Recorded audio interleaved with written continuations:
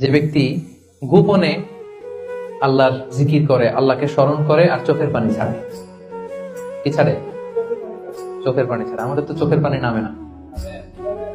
কবে যে শেষ জীবনে কেঁদেছি আমাদের অনেকের মনেই পড়ে। আরে কবে যেন কাঁদলাম সর্বশেষ? আল্লাহর ভয়ে।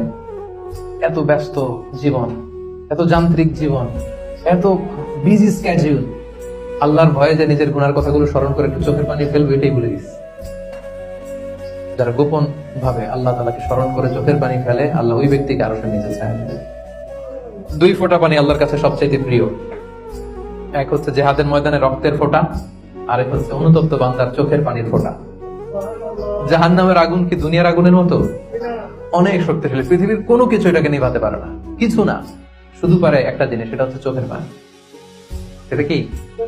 চোখের পানি শুধু জাহান্নামের আগুনকে নেভাতে পারে।